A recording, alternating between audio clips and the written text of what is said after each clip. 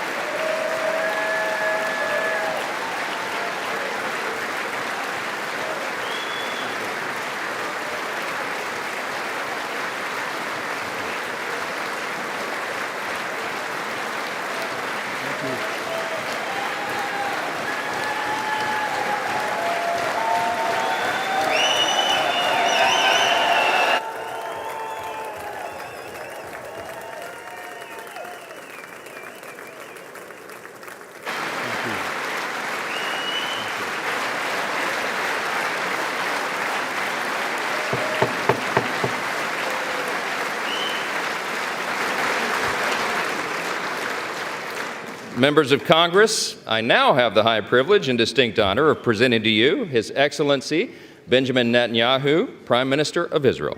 Thank you.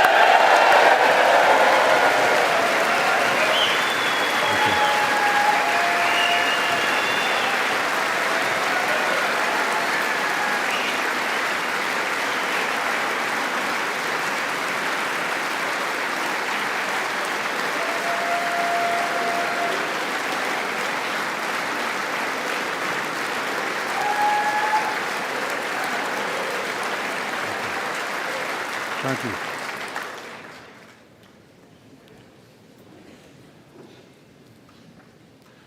Speaker of the House, Mike Johnson, Senator Ben Cardin, Minority Leader Hakeem Jeffries, Senate Majority Leader Chuck Schumer, Senate Minority Leader Mitch McConnell, Senators, members of Congress, distinguished guests. Mr. Speaker, I want to thank you for giving me the profound honor of addressing this great citadel of democracy for the fourth time.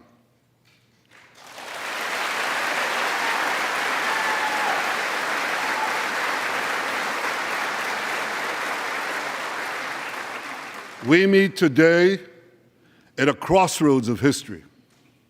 Our world is in upheaval. In the Middle East, Iran's axis of terror confronts America, Israel, and our Arab friends. This is not a clash of civilizations. It's a clash between barbarism and civilization.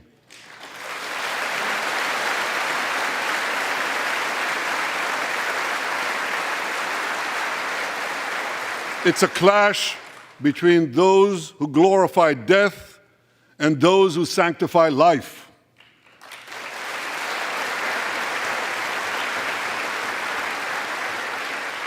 For the forces of civilization to triumph, America and Israel must stand together.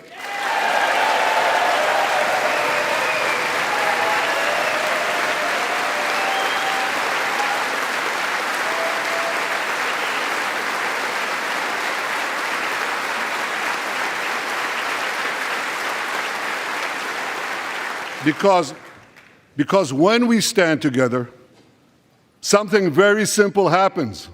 We win, they lose.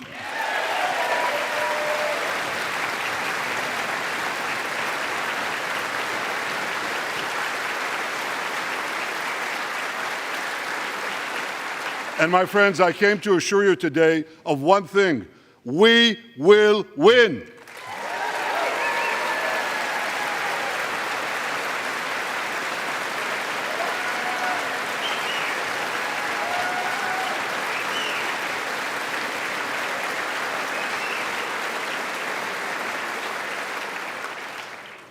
Ladies and gentlemen, like December 7th, 1941, and September 11th, 2001, October 7th is a day that will forever live in infamy. It was the Jewish holiday of Simchat Torah. It began as a perfect day, not a cloud in the sky. Thousands of young Israelis were celebrating at an outdoor music festival. And suddenly, at 6:29 a.m., as children were still sleeping soundly in their beds in the towns and kibbutzim next to Gaza, suddenly heaven turned into hell. 3,000 Hamas terrorists stormed into Israel. They butchered 1,200 people from 41 countries, including 39 Americans. Proportionately, compared to our population size, that's like 20 9/11s in one day. And these monsters, they raped women, they beheaded men, they burnt babies alive, they killed parents in front of their children, and children in front of their parents. They dragged 255 people, both living and dead, into the dark dungeons of Gaza. Israel has already brought home 135 of these hostages, including 7 who were freed in daring rescue operations.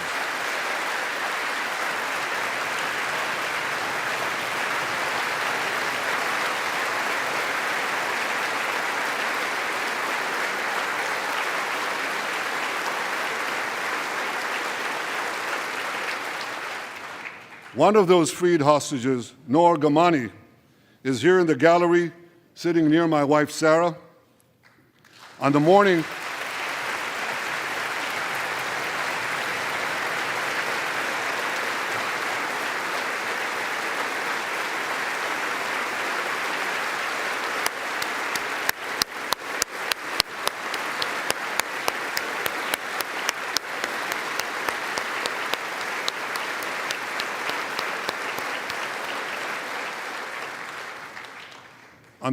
of October 7th, the entire world saw Noah's look of desperation as she was violently abducted to Gaza on the back of a motorcycle.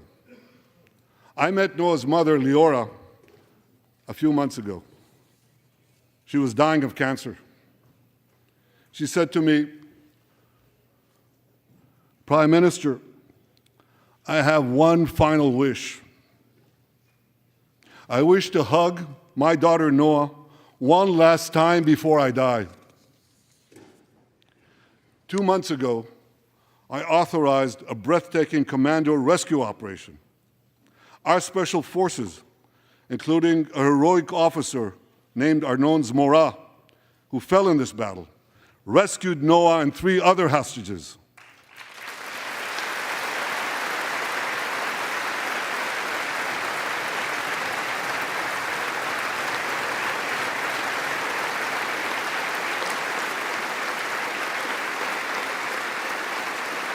Noah, I think it's one of the most moving things. When Noah was reunited with her mother, Leora, and her mother's last wish came true. Noah, we're so thrilled to have you with us today. Thank you.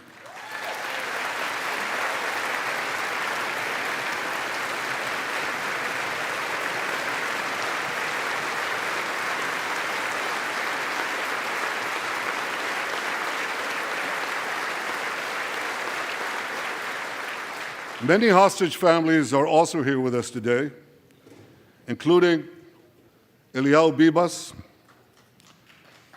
Eliyahu Bibas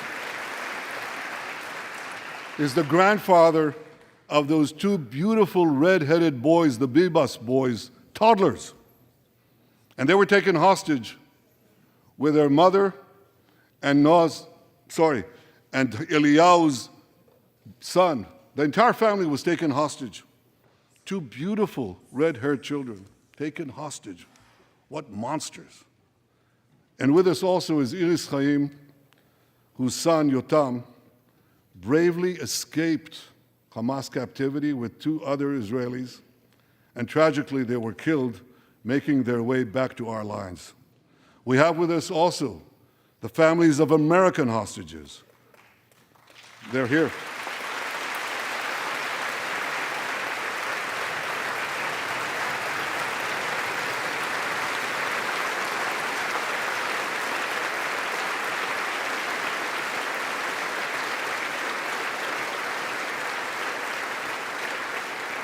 The pain these families have endured is beyond words. I met with them again yesterday, and I promised them this: I will not rest until all their loved ones are home, all of them.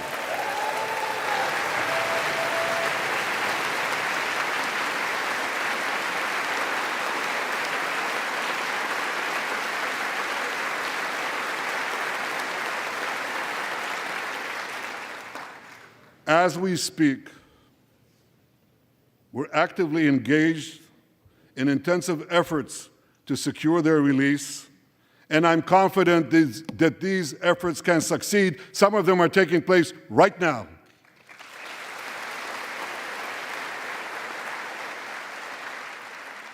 I want to thank President Biden for his tireless efforts on behalf of the hostages and for his efforts to the hostage families as well.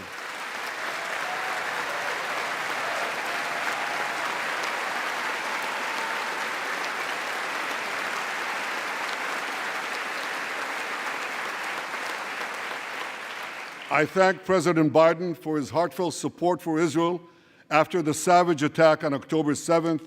He rightly called Hamas sheer evil.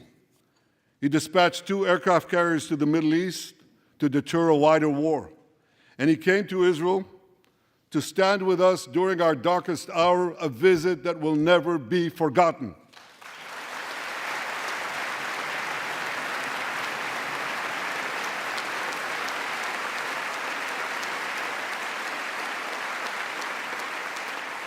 President Biden and I have known each other for over 40 years. I want to thank him for half a century of friendship to Israel and for being, as he says, a proud Zionist. Actually, he says, a proud Irish-American Zionist.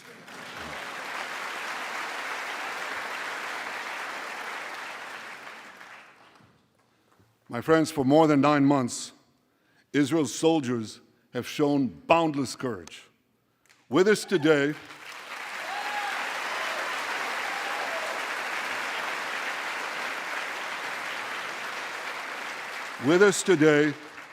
is Lieutenant Avichai Reuven.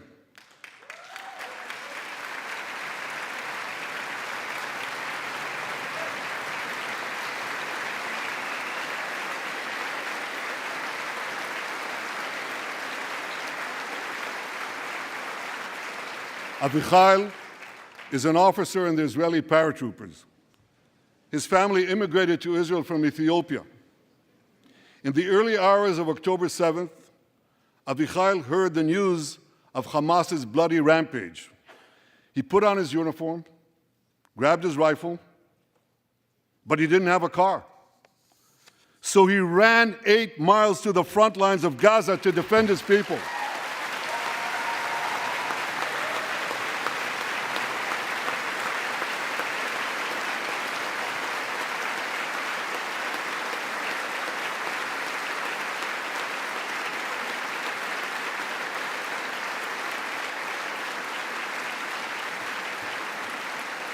You heard that right.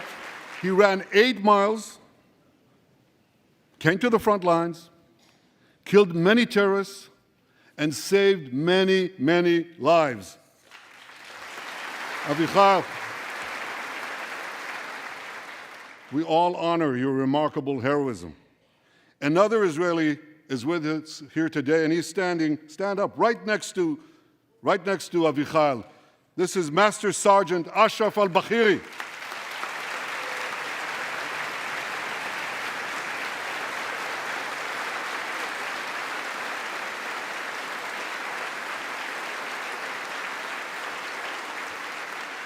Ashraf is a Bedouin soldier from the Israeli Muslim community of Raat.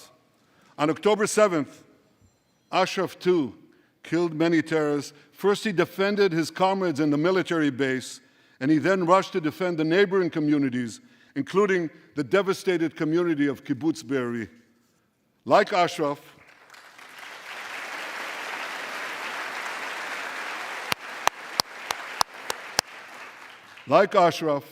the Muslim soldiers of the IDF fought alongside their Jewish, Druze, Christian, and other comrades in arms with tremendous bravery.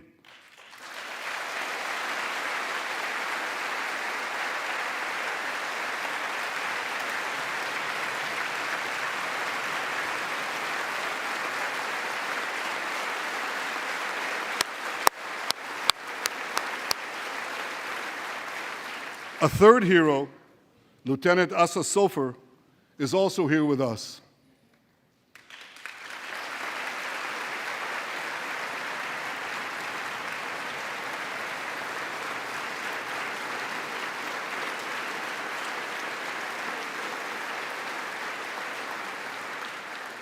Asa fought as an officer in the Tank Corps, and he was wounded in battle.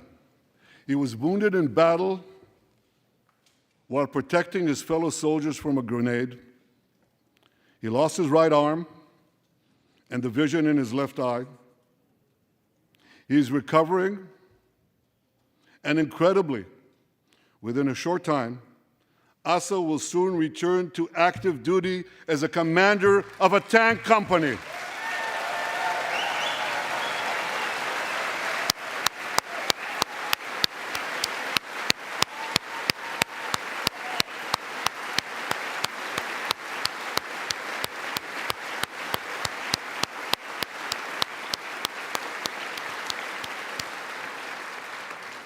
I just learned there is a fourth hero here, Lieutenant Jonathan Ben Chamo, who lost a leg in Gaza and continued to fight.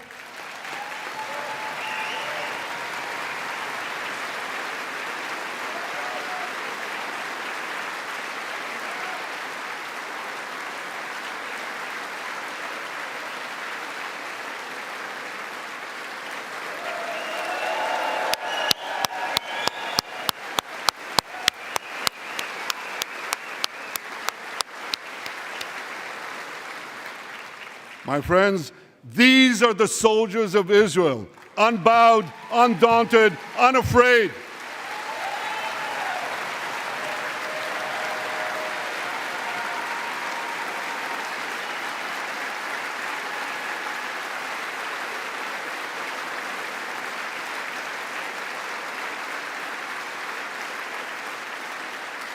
As the Bible says, Am kelavi yakum. They shall rise like lions. They have risen like lions. The lions of Judah, the lions of Israel.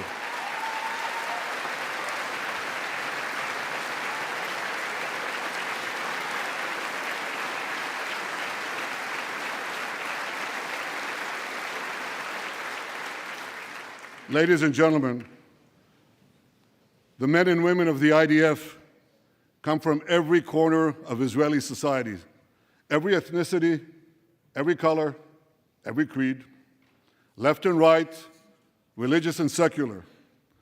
All are imbued with the indomitable spirit of the Maccabees, the legendary Jewish warriors of antiquity. With us today is Yechiel Leiter, the father of one of those Maccabees. Yechiel's father escaped the Holocaust and found refuge in America. As a young man, Yechiel moved to Israel and raised a family of 8 children. He named his eldest son, Moshe, after his late father. Moshe became an exemplary officer in one of our elite commando units. He served with distinction for 2 decades while raising 6 beautiful children of his own. On October 7th, Moshe volunteered to return to combat.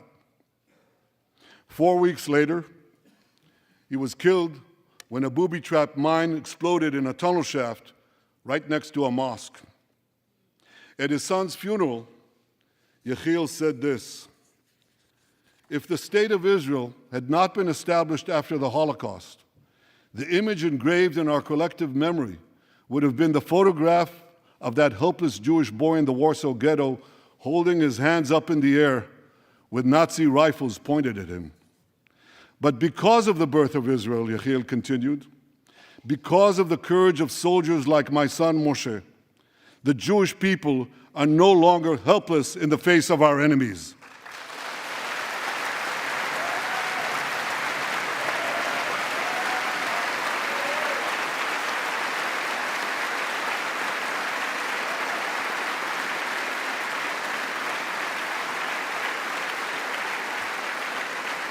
Yechiel, please rise so we can honor your son's sacrifice. And I pledge to you and to all the bereaved families of Israel, some of whom are in this hall today, the sacrifice of your loved ones will not be in vain.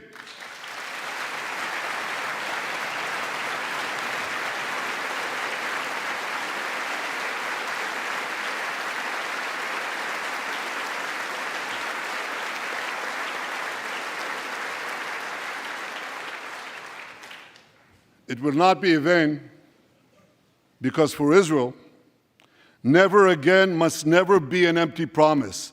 It must always remain a sacred vow. And after October 7th, never again is now.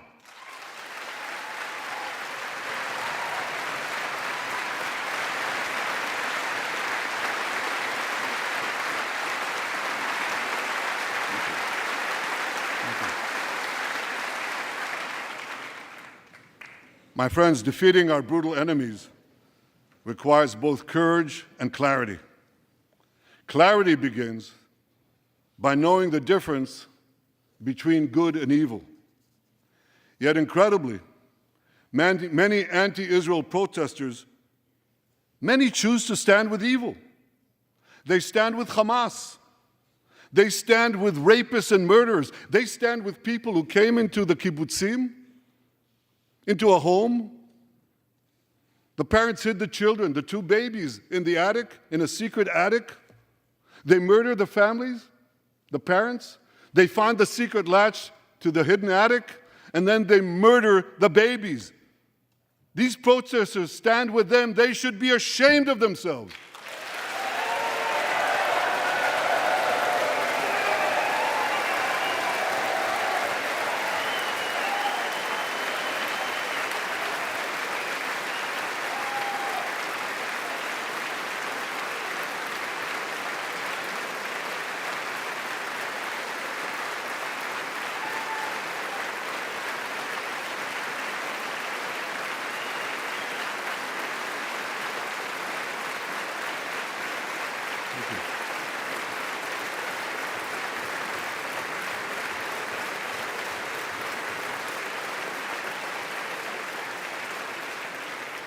They refuse to make the simple distinction between those who target terrorists and those who target civilians, between the democratic state of Israel and the terrorist thugs of Hamas.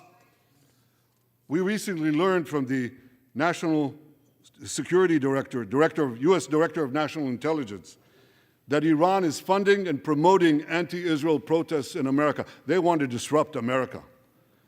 So these protesters burn American flags even on the 4th of July. And I wish to salute the fraternity brothers at the University of North Carolina who protected the American flag against these anti-Israel protesters.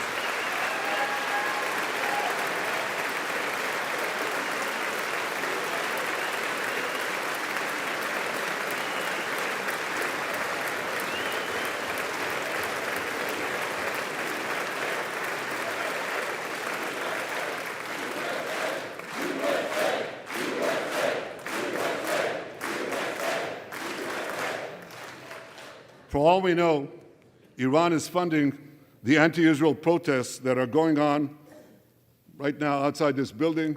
Not that many, but they're there, and throughout the city. Well, I have a message for these protesters. When the tyrants of Tehran, who hang gays from cranes and murder women for not covering their hair, are praising, promoting, and funding you, you have officially become Iran's useful idiots.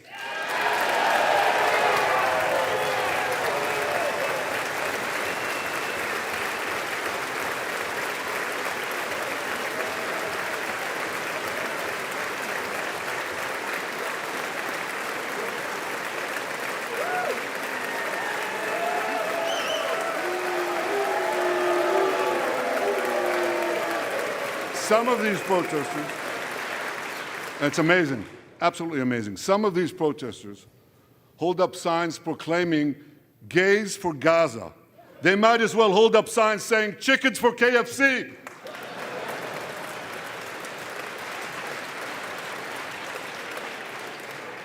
These protesters chant from the river to the sea, but many don't have a clue what river and what sea they're talking about.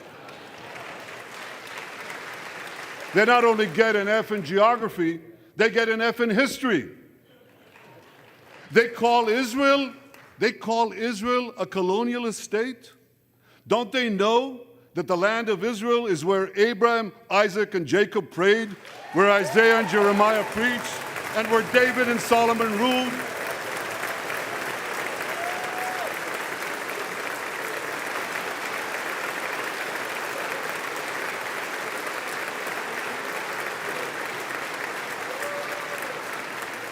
For nearly 4,000 years, the land of Israel has been the homeland of the Jewish people. It's always been our home. It will always be our home.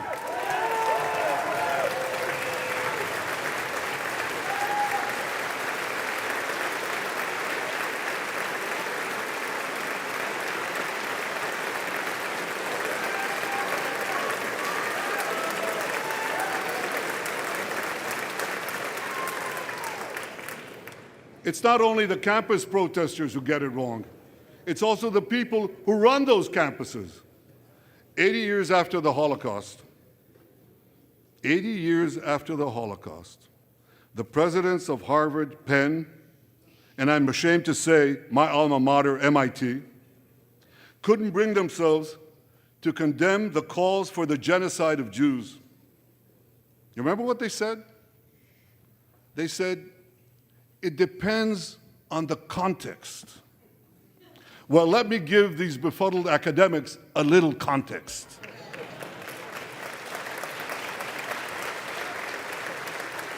Anti-Semitism is the world's oldest hatred. For centuries, the massacre of Jews was always preceded by wild accusations. We were accused of everything from poisoning wells to spreading plagues, to using the blood of slaughtered children to bake Passover matzahs. These preposterous anti-Semitic lies led to persecution, mass murder, and ultimately to history's worst genocide, the Holocaust. Now, just as malicious lies were leveled for centuries at the Jewish people, malicious lies are now being leveled at the Jewish state. No, don't applaud. Listen. The outrageous slanders that paint Israel as racist and genocidal are meant to delegitimize Israel, to demonize the Jewish state, and to demonize Jews everywhere. And no wonder we've witnessed an appalling rise of anti-Semitism in America and around the world. My friends, whenever and wherever we see the scourge of anti-Semitism, we must unequivocally condemn it and resolutely fight it, without exception.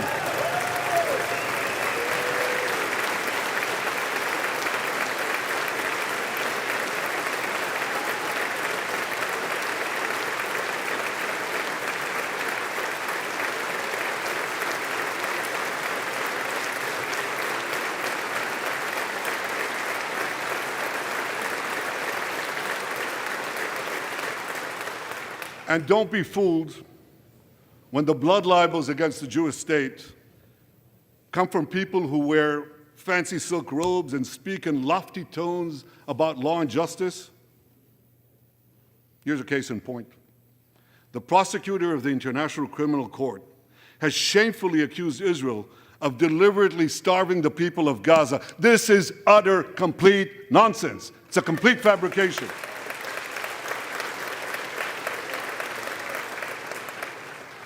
Israel has enabled more than 40,000 aid trucks to enter Gaza. That's 500,000 tons of food, and that's more than 3,000 calories for every man, woman, and child in Gaza. If there are Palestinians in Gaza who aren't getting enough food, it's not because Israel is blocking it, it's because Hamas is stealing it.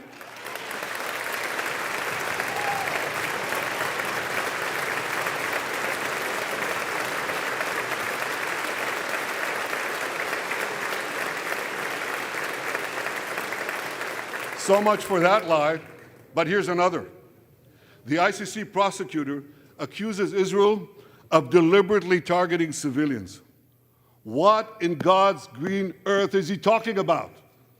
The IDF has dropped millions of flyers, sent millions of text messages, made hundreds of thousands of phone calls to get Palestinian civilians out of harm's way.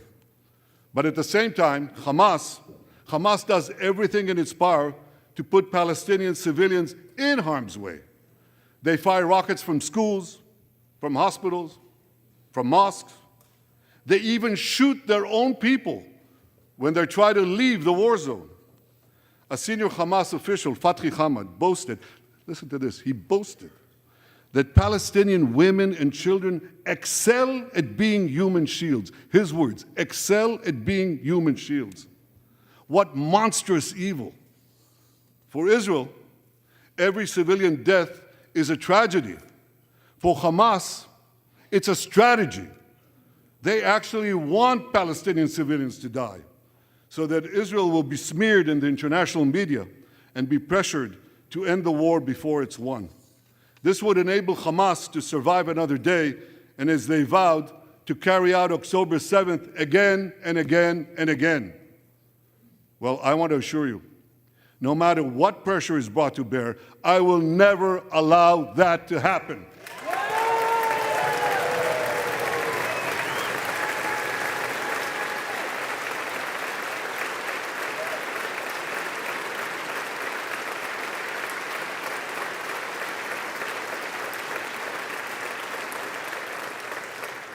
The vast majority of Americans have not fallen for this Hamas propaganda. They continue to support Israel. And I want to say thank you, America, and thank you, senators and House members who continue to support us, continue to support Israel, continue to support the truth and see through the lies. But as for the minority that may have fallen for Hamas's cons job, I suggest you listen to Colonel John Spencer. John Spencer is head of urban warfare studies at West Point. He studied every major urban conflict. I was going to say in modern history. He corrected me, no, in history. Israel, he said, has implemented more precautions to prevent civilian harm than any military in history and beyond what international law requires.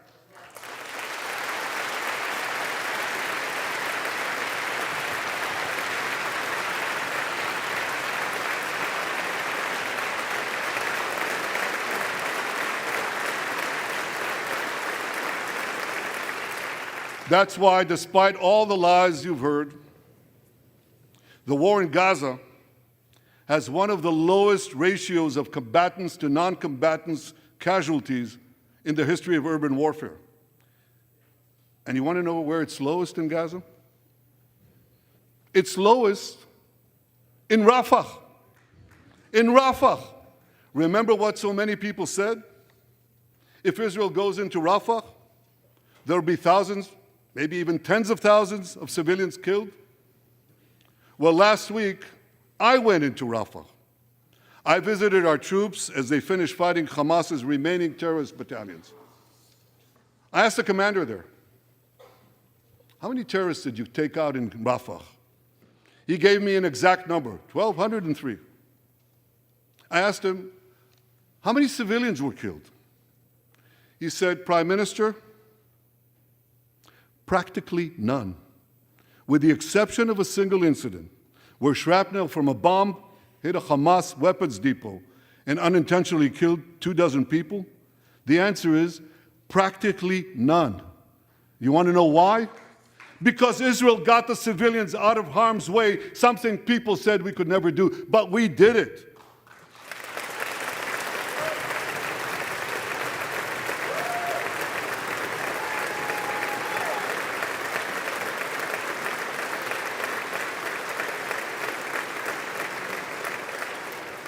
These heroes here today, the heroic soldiers of Israel, should not be condemned for how they're conducting the war in Gaza. They should be commended for it.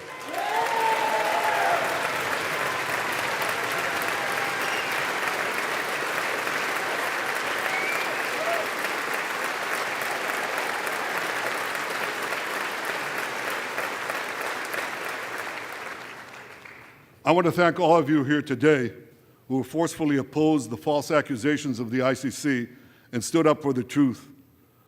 These lies are not only libelous, they're downright dangerous. The ICC is trying to shackle Israel's hands and prevent us from defending ourselves. And if Israel's hands are tied, America is next. And I'll tell you what else is next. The ability of all democracies to fight terrorism will be imperiled. That's what's on the line. So let me assure you, the hands of the Jewish state will never be shackled. Israel will always defend itself.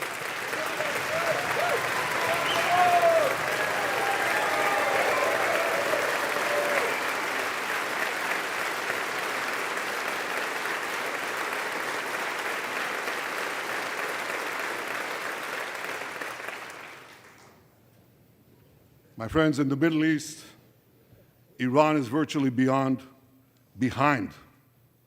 all the terrorism, all the turmoil, all the chaos, all the killing. And that should come as no surprise. When he founded the Islamic Republic, Ayatollah Khomeini pledged, "We will export our revolution to the entire world." We will export the Islamic revolution to the entire world. Now ask yourself, which country ultimately stands in the way of Iran's maniacal plans to impose radical Islam on the world? And the answer is clear. It's America, the guardian of Western civilization and the world's greatest power.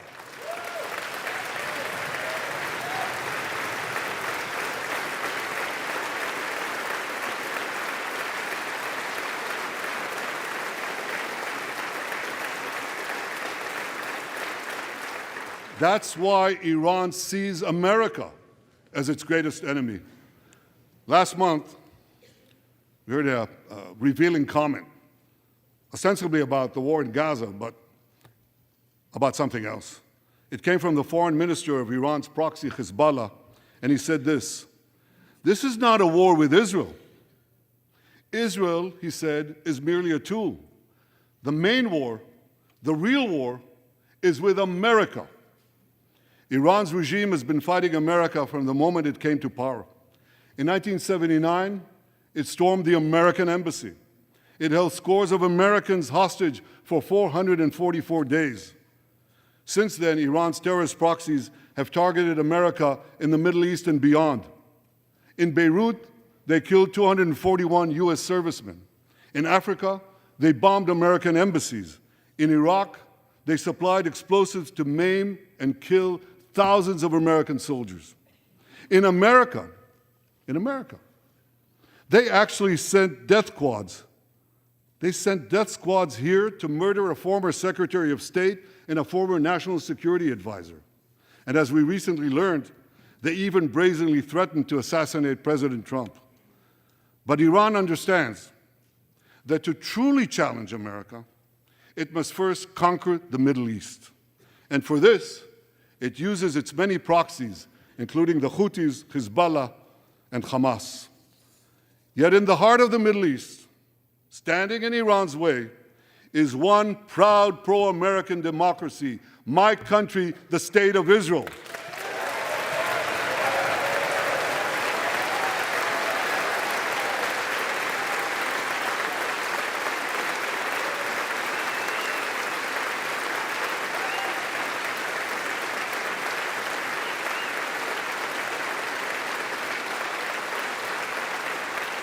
That's why the mobs in Tehran chant death to Israel before they chant death to America. For Iran, Israel is first, America is next. So when Israel fights Hamas, we're fighting Iran. When we fight Hezbollah, we're fighting Iran. When we fight the Houthis, we're fighting Iran. And when we fight Iran, we're fighting the most radical and murderous enemy of the United States of America. And one more thing. When Israel acts to prevent Iran from developing nuclear weapons that could destroy Israel and threaten every American city, every city that you come from, we're not only protecting ourselves, we're protecting you.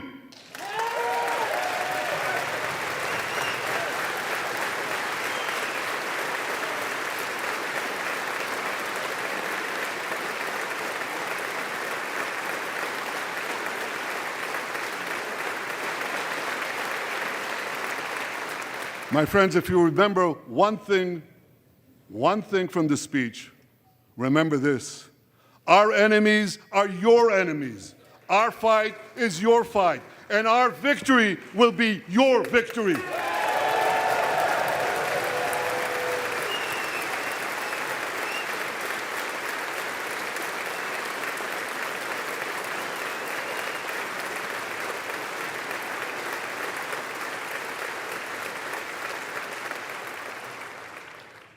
Ladies and gentlemen, that victory is in sight. Israel's defeat of Hamas will be a powerful blow to Iran's axis of terror.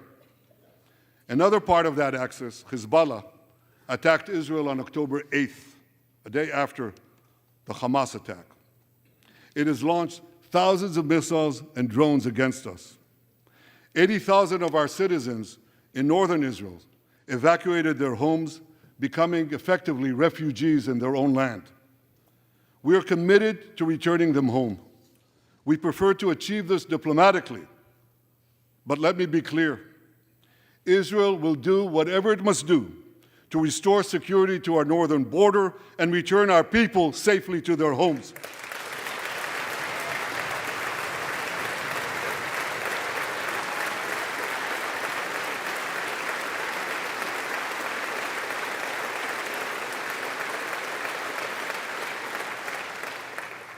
Last Friday, a third Iranian proxy, the Houthis, attacked Tel Aviv with a deadly drone.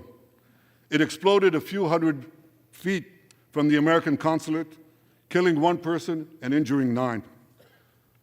On Saturday, I authorized a swift response to that attack. All our enemies should know this. Those who attack Israel will pay a very heavy price. And as we defend ourselves,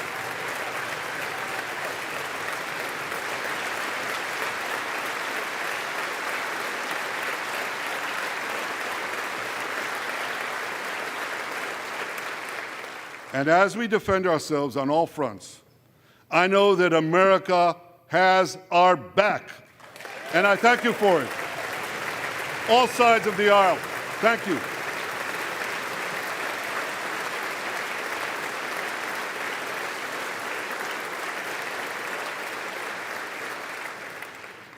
My friends, for decades, America has provided Israel with generous military assistance, and a grateful Israel has provided America with critical intelligence that saved many lives. We've jointly developed some of the most sophisticated weapons on earth. I choose my words carefully. We've jointly developed some of the most sophisticated weapons on earth that help protect both our countries. And we also help keep American boots, we help keep Americans' boots off the ground while protecting our shared interests in the Middle East.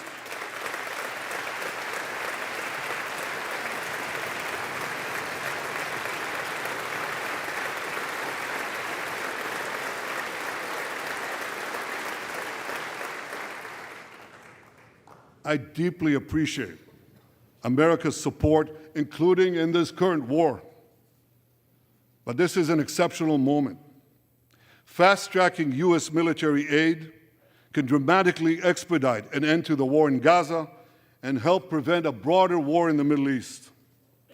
In World War II, as Britain fought on the front lines of civilization, Winston Churchill appealed to Americans with these famous words: "Give us the tools and we'll finish the job." Today, as Israel fights on the front line of civilization, I too appeal to America. Give us the tools faster and we'll finish the job faster.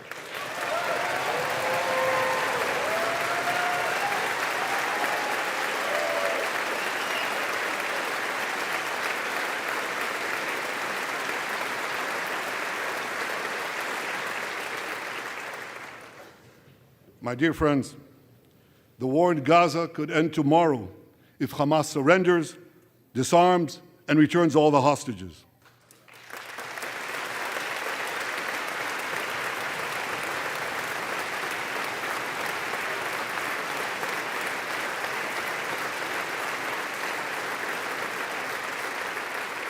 But if they don't, Israel will fight until we destroy Hamas's military capabilities, end its rule in Gaza, and bring all our hostages home.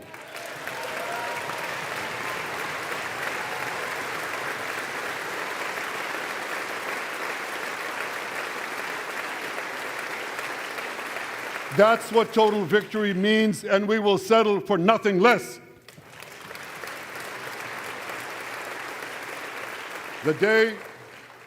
The day after we defeat Hamas, a new Gaza can emerge.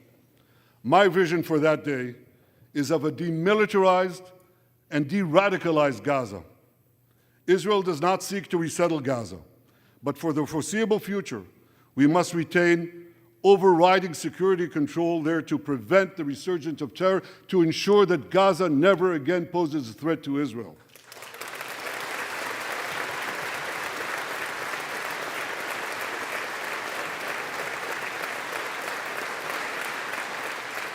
Gaza should have a civilian administration run by Palestinians who do not seek to destroy Israel. That's not too much to ask. It's a fundamental thing that we have a right to demand and to receive.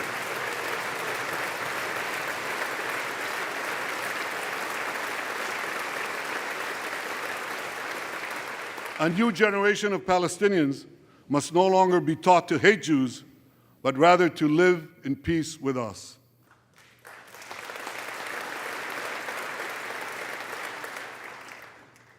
Those twin words, demilitarization and de-radicalization, those two concepts were applied to Germany and Japan after World War II, and that led to decades of peace, prosperity, and security. Following our victory, with the help of regional partners, the demilitarization and de-radicalization of Gaza can also lead to a future of security, prosperity, and peace. That's my vision for Gaza.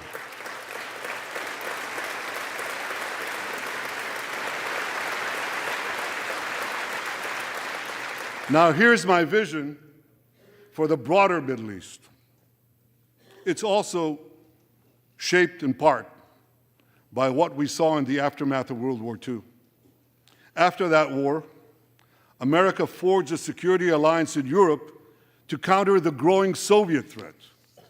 Likewise, America and Israel today can forge a security alliance in the Middle East to counter the growing Iranian threat. All countries that are at peace with Israel and all those countries who will make peace with Israel should be invited to join this alliance. We saw a glimpse of that potential alliance on April 14th. Led by the United States, more than half a dozen nations worked alongside Israel to help neutralize hundreds of missiles and drones launched by Iran against us. Thank you, President Biden, for bringing that coalition together.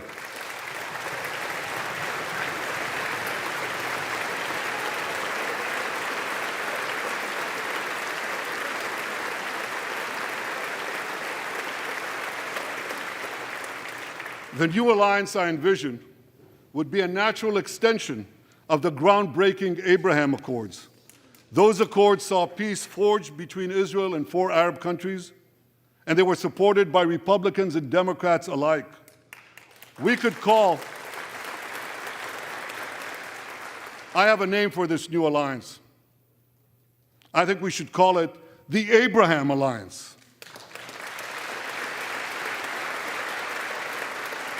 I want to thank President Trump for his leadership in brokering the historic Abraham Accords.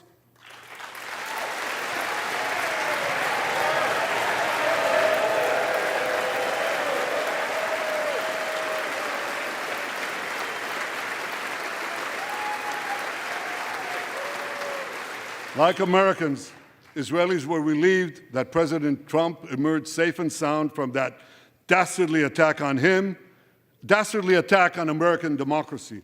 There is no room for political violence in democracies.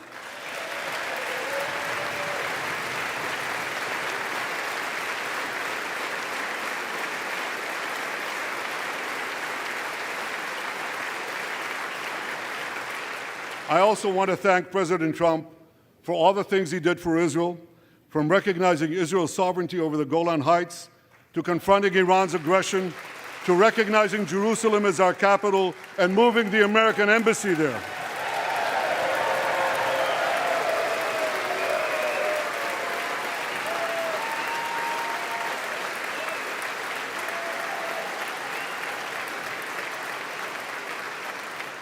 That's Jerusalem, our eternal capital, never to be divided again.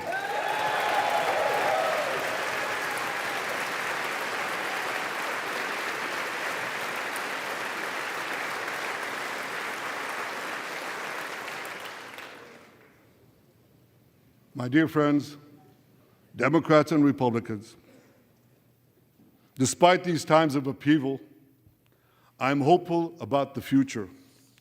I'm hopeful about Israel because my people, the Jewish people, emerged from the depths of hell, from dispossession and genocide. And against all odds, we restored our sovereignty in our ancient homeland. We built a powerful and vibrant democracy, a democracy that pushes the boundaries of innovation for the betterment of all humanity. I'm hopeful about America because I'm hopeful about Americans. I know how much the people of this country have sacrificed to defend freedom. America will continue to be a force for light and good in a dark and dangerous world. For free peoples everywhere, America remains the beacon of liberty its extraordinary founders envisioned back in 1776.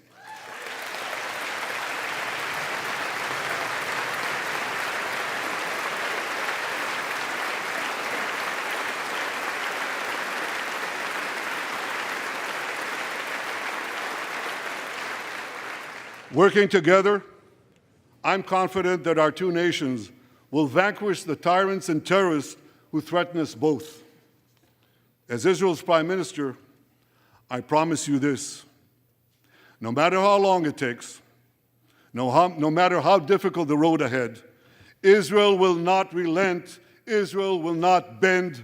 We will defend our land, we will defend our people, we will fight until we achieve victory. Victory over liberty, rather victory of liberty over tyranny, victory of life over death, victory of good over evil. That's our solemn commitment.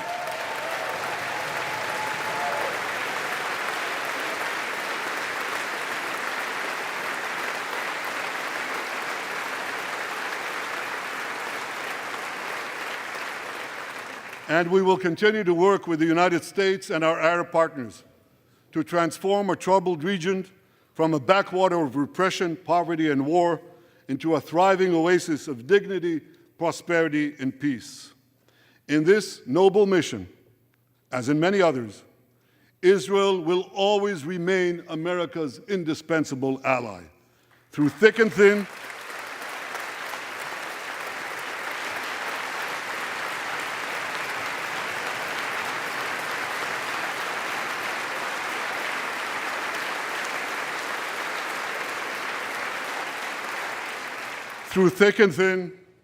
in good times and in bad, Israel will always be your loyal friend and your steadfast partner.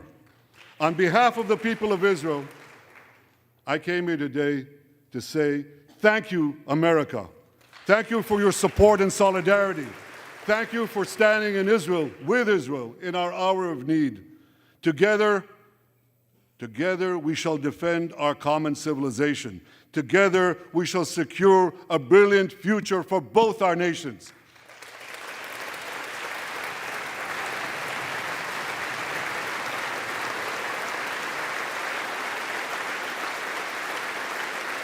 May God bless Israel, may God bless America, and may God bless the great alliance between Israel and America forever.